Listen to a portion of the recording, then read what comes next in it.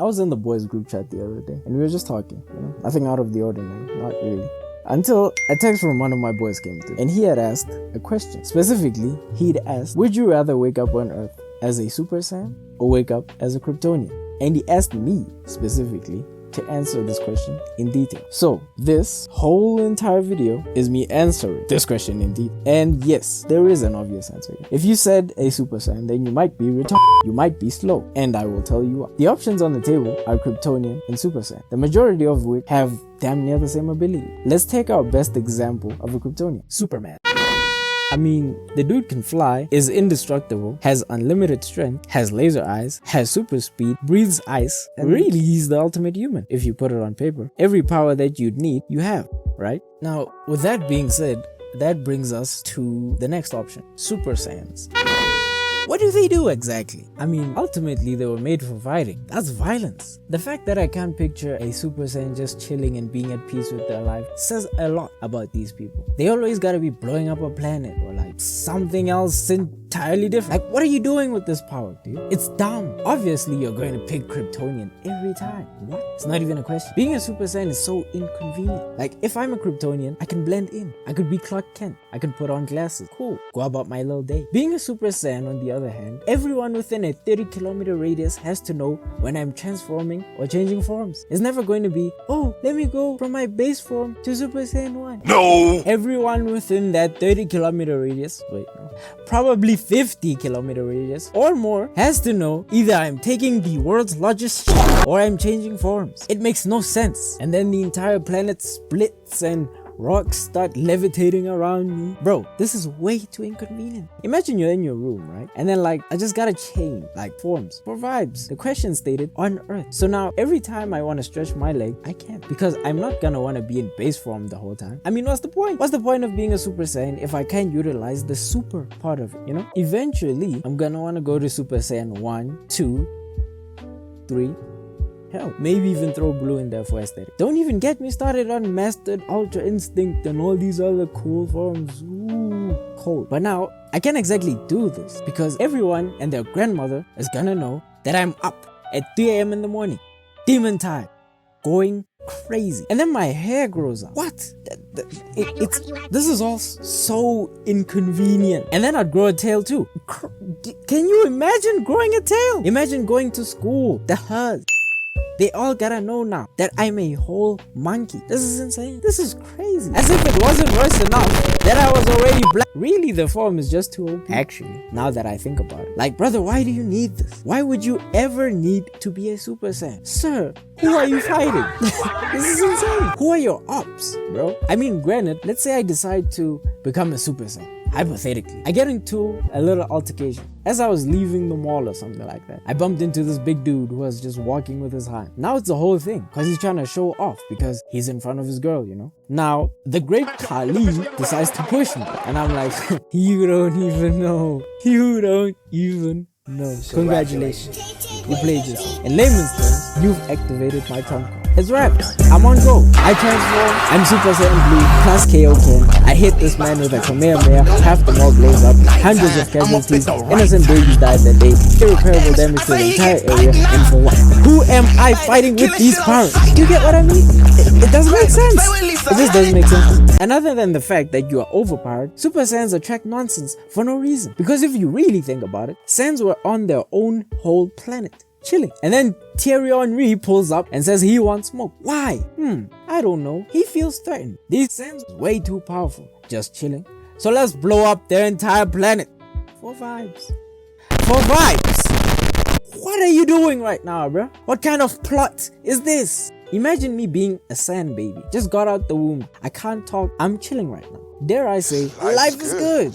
You know what I mean? She goes outside with me in hand. I look up and I see a giant red ball of energy the size of the moon above me. Boy, ain't no wait, boy.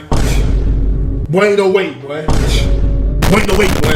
And then my entire planet is all the way f***ed up. The survivors are like 10, 20 dudes out of millions, which is insane. And that brings me to case file number 327 of why being a Saiyan sucks. Even when Goku was on planet Namek, chilling. There's more pulling up in the cut, trying to fight this man for no reason. I don't know how many ops this man Goku has. Honestly, you'd run out of both hands and fingers before you finish counting the amount of people that want to kill this man. It makes no sense. There's probably a villain for every episode that's aired at this point. I'm flabbergasted. I don't understand. Who keeps telling Ankh to pull up outside and start running fades? For what? It absolutely makes no sense why you have these ops. Even the scale of said ops is tapped as well. That's why I personally will say this. I am a man with simple wants, with simple needs, and simple pleasures in life. Hence why, for the life of me, I can't see myself waking up on a random Saturday afternoon and deciding, my schedule's free today. Let me go fight boss. People like Beerus, Zeno, who's that other bald dude with the black eye? Jiren. Why do these people exist? 1 and 2. Why do they want smoke? It makes no sense to me. And it's not like I'm trying to put all this on the antagonist and it's because the protagonist is this and that. No, our protagonist is just as local. Goku's mentality is also tapped. He's a sick man. He's screw loose. And I don't know how many times I've been saying this exact same thing. He is a psychopath, bruh. The first instinct you get when you meet someone that thrashes people and then bangs is, oh, you're strong, let me fight you. I'm sorry, what? Personally, if I see someone getting pieced up,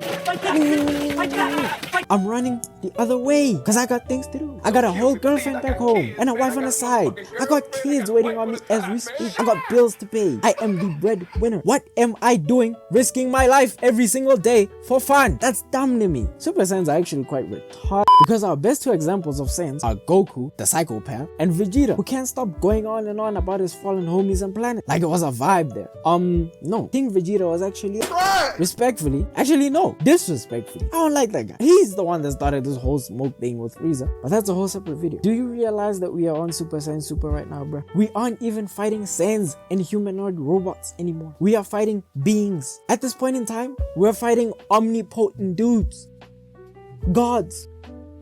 What the hell? The average teen wakes up, showers, goes to varsity or school, comes back, eats, showers again, and chills, plays games or watches anime. The usual, you know? Meanwhile, you are risking your life saving the fabric of the universe solely because you want smoke. Because if you are a Super Saiyan on Earth, why would you want all this complication? Get out of my face, bro. You was tweaking. You attract nonsense for no reason. I don't know how many times that man died too. Because if you are a Super Saiyan on Earth and there's a demigod who wants to stretch his leg and kill a local Saiyan in the neighboring galaxy and where exactly are you gonna get senzu beans if you croak? You are still on Earth, aren't you? The corner store doesn't have senzu beans in stock. I'll tell you that much for free. This scenario said you get to be a Super Saiyan on Earth. Them beans were not in the terms and conditions of the contract. That means if you die, it's wraps.